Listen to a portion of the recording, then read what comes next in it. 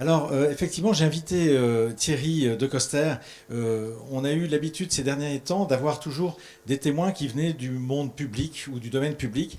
Et j'ai trouvé intéressant, par son expérience et parmi le fait qu'il ait fait partie d'une première vague de pionniers, on va dire ça comme ça. Ils étaient quelques-uns à avoir des grandes convictions. Mais toi, tu as tiré la charrue un peu avec beaucoup de pugnacité et d'envie de réussir, mais avec tes propres moyens, en venant du monde de l'entreprise. Alors Thierry, on va passer quelques petites images qui vont apparaître ici. J'aurais bien aimé te questionner sur ton parcours. Pour resituer un peu les choses, on a mis quelques images, parce que le CEU en 2005, on a monté une exposition et des échanges sur la ville nature. On était en 2005. Donc 20 ans avant notre table ronde, on s'est dit, il y a quelque chose qui se passe.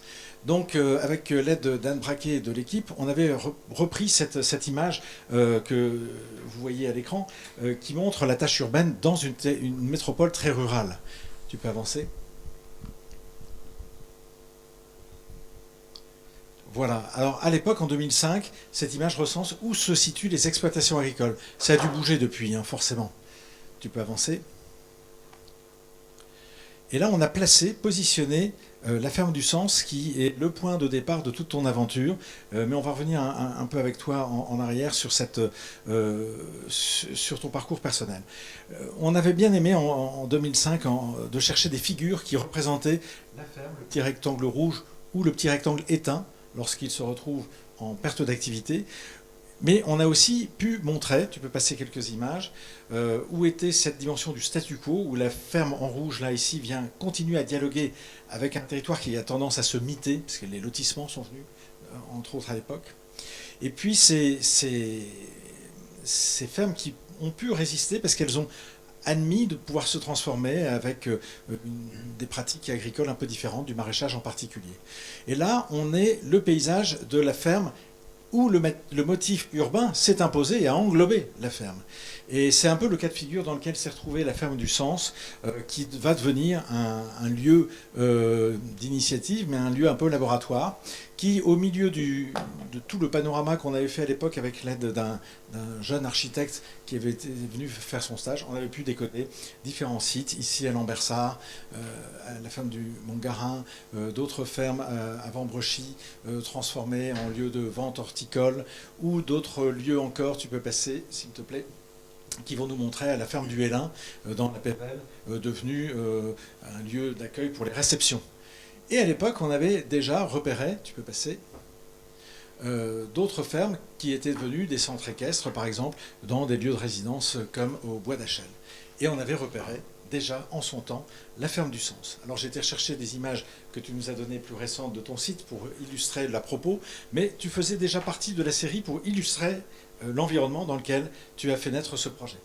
Voilà, je voulais juste te donner ces indications-là pour te réinterroger cette fois-ci et te donner la parole. Donc peut-être repartir non pas de l'enfance, mais un peu d'où tu viens et comment petit à petit, parce que c'est pas que le projet de la ferme du Sens qui nous intéresse, c'est le parcours du bonhomme. Et le bonhomme, il a vécu,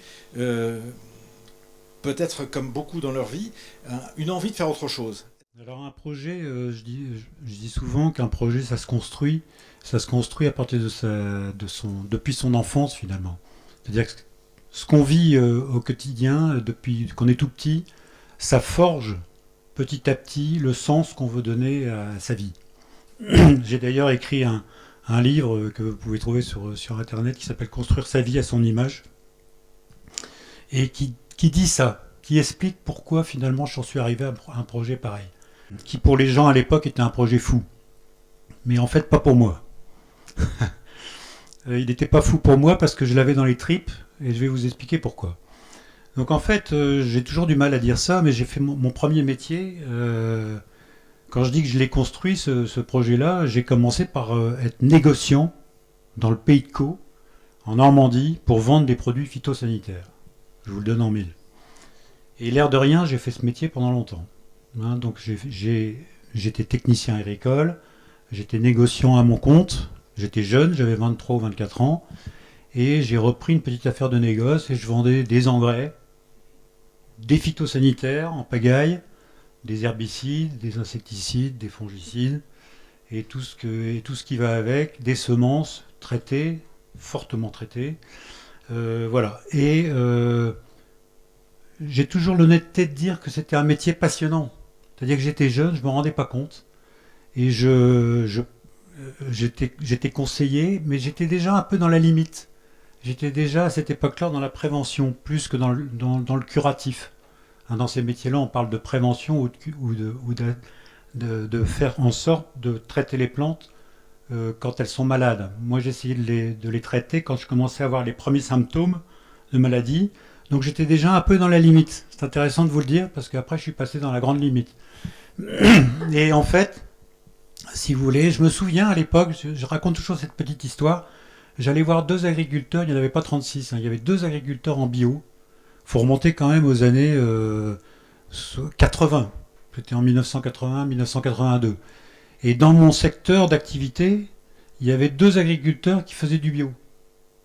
Et en fait, j'allais les voir, moi. J'allais les voir avec mon esprit un peu, voilà, conquérant. Oui, c'est tout à fait le terme. Et j'allais les voir en leur disant, mais attendez, votre champ, il est vraiment très très sale. Moi, j'ai la solution immédiate.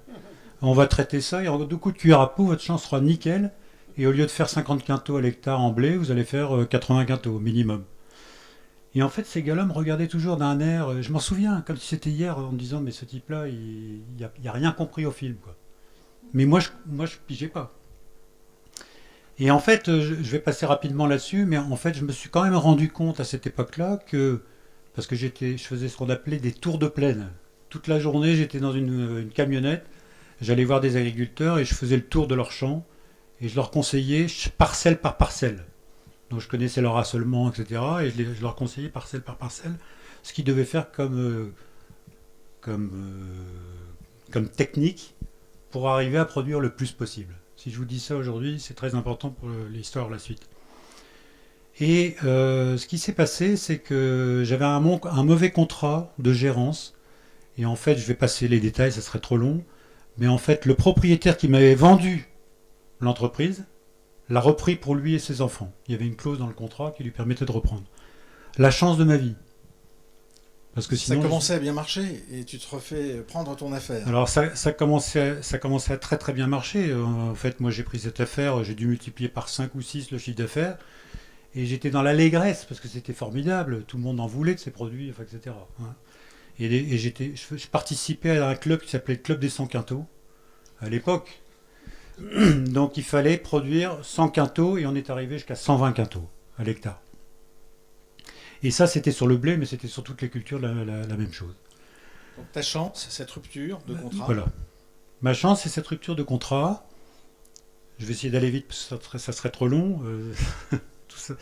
Et si vous voulez, j'avais aussi quand même en moi, j'avais un côté de mon éducation familiale, etc. J'avais un petit côté rebelle. C'est-à-dire que ce métier-là, personne n'imaginait que j'allais faire ce métier-là dans ma famille. De vendre des produits phytosanitaires, c'était pas dans le... mes parents étaient plutôt industriels, ma famille c'était des industriels. Dans le textile notamment.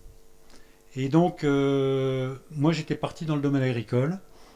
Et donc, cette phase de ma vie s'est arrêtée net. Et comme je savais faire qu'un seul métier, c'est compliqué quand on sait faire qu'un seul métier. Donc évidemment, j'ai trouvé très rapidement le même métier, mais encore pire. C'est-à-dire que je suis parti en Beauce, du côté de la Beauce pouilleuse. Donc c'était plus des fermes de 150 hectares ou de 200 hectares, c'était des fermes de 1000, 1500 hectares, etc. Et donc vous imaginez les quantités de volume de pesticides qu'on pouvait mettre sur ces terres. Donc je suis pas très fier, et souvent les gens me disent c'est pas grave, tu t'es rattrapé. Voilà. Donc de là, si vous voulez, je me dis mais je peux plus continuer ce métier-là. Je sentais qu'il fallait que je change. Et donc j'ai dit à l'époque à ma femme qui bossait pas et qui voulais travailler, je lui ai dit bah toi de jouer, moi j'arrête. J'arrête de travailler, je prends 2 années sabbatiques et je m'occupe de mes enfants. Donc je suis devenu père au foyer. Je le dis au passage parce que c'est très important aussi. C'est une autre façon de regarder les choses et la vie. Et donc, pendant cette époque-là, je me suis occupé d'associations, j'ai fait moi-même un travail personnel, de développement personnel, pour essayer de comprendre finalement qu'est-ce qui m'intéressait vraiment quoi, dans la vie. Et sorti de cette phase-là, j'ai rencontré un directeur de formation à l'école d'agriculture de Genève, que vous connaissez, l'école d'agriculture de Genève, dans laquelle j'avais été élève 20 ans avant. Et j'étais embauché pour être formateur pour des alternants. Donc j'ai formé des alternants qui voulaient devenir agriculteurs, qui voulaient monter un projet spécifique qui leur appartenait dans la ferme de leurs parents souvent. Mais aussi j'ai accompagné des femmes d'agriculteurs, beaucoup, qui voulaient, auprès de leur mari, créer des activités propres, qui leur soient propres dans la ferme familiale. Ça m'a absolument passionné, et un jour, et je vais arriver à la ferme du Sens, un jour dans les couloirs, un étudiant que j'aimais beaucoup me disait toujours: Thierry, tu devrais t'intéresser à l'agriculture biologique. Donc je le dois à un de mes stagiaires. C'est finalement écouter quelqu'un qui vous dit à un moment donné, tu devrais regarder de ce côté-là, ça peut être passionnant. Et à ce moment-là, très peu de temps après, il y a le GAM Nord, le groupement des agriculteurs biologiques du Nord-Pas-de-Calais, qui m'appelle et qui me dit: Thierry, est-ce que tu peux nous... Parce que j'étais aussi responsable de créer des formations pour les entreprises ou des associations qui cherchaient à faire des formations spécifiques en agriculture. Et donc cette personne m'appelle, le président d'AproBio, si certains connaissent AproBio, Association de promotion de l'agriculture biologique dans le Nord-Pas-de-Calais, Henri Flouret, qui est malheureusement décédé maintenant, et il me dit: est-ce que tu peux nous faire une formation pour des agriculteurs qui veulent se reconvertir à la bio? Donc je dis: moi j'y connais rien, mais je vais aller chercher des compétences. C'est ce que je savais faire, j'allais chercher des compétences. J'ai réuni autour de la table des personnes compétentes en agriculture biologique, et j'ai créé cette formation, je l'ai animée pendant 3 jours. Et au bout de 3 jours, ça c'est difficile à croire, mais j'ai vu la ferme du Sens se dessiner. Je savais pas où elle était, mais je l'ai vue se dessiner, et je me suis dit: en fait, ces gens-là, ce qu'ils disent dans leur façon de produire, leur façon de préserver les terres, de préserver l'air, l'eau, le sol, l'humus, etc., etc., et surtout le lien à l'humain, c'était ça qui m'intéressait, parce que j'avais fait beaucoup de travail sur l'humain entre les deux, le lien à la terre et le lien aux personnes qui travaillent la terre, le respect des gens qui travaillent la terre, me parlait particulièrement. Et à ce moment-là, je me suis dit, je vais créer un projet autour de l'agriculture biologique, de l'économie sociale et solidaire, du développement durable. Alors on pourra y revenir sur le développement durable parce qu'il y a des choses à dire. Mais l'idée de fond, c'était de créer mon entreprise, voire 2 entreprises, j'en ai créé 2 après, et d'ouvrir le site. C'est ça qui est important, on parlait tout à l'heure de faire des lieux qui soient des lieux d'entrepreneuriat, des espèces de ruches d'entreprise. Donc dans mon projet de départ était écrit que j'allais créer ma propre entreprise, mais que j'allais accueillir d'autres entreprises, et beaucoup d'autres entreprises qui travaillent dans le même sens et qui travaillent sur ces projets d'agriculture biologique.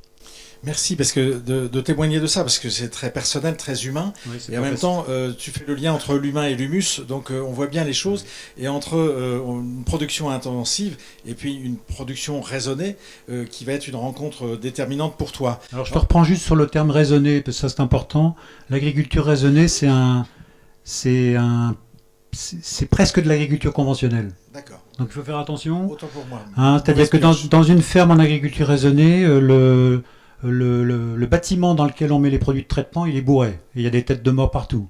Okay. Mais il y a un cahier des charges qui dit qu'il faut raisonner ces traitements. Donc il faut faire très attention. Le seul label abouti, j'en profite pour vous le dire au passage, abouti de l'agriculture, c'est le label de l'agriculture biologique. C'est le seul qui soit réellement abouti aujourd'hui. Tu viens à cette idée qu'il y a un espace à inventer qui sera l'espace de cette rencontre du monde de l'agriculture biologique avec les urbains, c'est ça l'idée, le lien et le contact et l'accroche. Alors on rentre déjà dans la ferme du Sens, mais c'est peut-être une introduction, on y reviendra tout à l'heure. Mais ce qui est très important, on parlait de l'institutionnel et du privé tout à l'heure. quand j'ai créé la Ferme du Sens, je me suis tout de suite dit qu'il fallait que je crée une association. Malheureusement, elle n'existe plus, parce que j'étais débordé par un tas de trucs derrière. Et j'ai créé une association à l'époque qui s'appelait Pour une approche globale de l'homme dans son environnement. Et pour faire cette association, j'ai communiqué sur le territoire où j'allais mettre la Ferme du Sens. Bon, il faut imaginer la Ferme du Sens, vous n'avez pas d'image, mais la Ferme du Sens, c'était une ruine. Et donc, j'ai commencé par réfléchir avec les gens du quartier, de la Haute-Borne, qui est devenue la Haute-Borne aujourd'hui. J'ai réfléchi avec les gens du quartier de qu'est-ce qu'ils voulaient en tant qu'usagers que j'imagine dans mon projet. Donc je l'ai fait avec eux. On va rester sur ce côté-là parce qu'il y a un petit slogan que j'ai vu dans ton site quelque part, entreprendre ensemble et par nature. Donc c'est ce côté ensemble que tu évoques. Hein. Donc tu peux peut-être approfondir cette relation-là. Ce côté ensemble, c'est que je trouvais que c'était... Moi, c'est pas mon tempérament d'entreprendre tout seul. Donc j'ai d'abord entrepris avec cette association que j'avais créée, c'est-à-dire avec les gens du quartier qui voyaient d'un très bon œil l'arrivée de la Ferme du Sens. Ça les intéressait particulièrement de faire partie du projet. Donc c'est comme ça que j'ai créé cette association. Et c'est aussi pour aller chercher des subventions.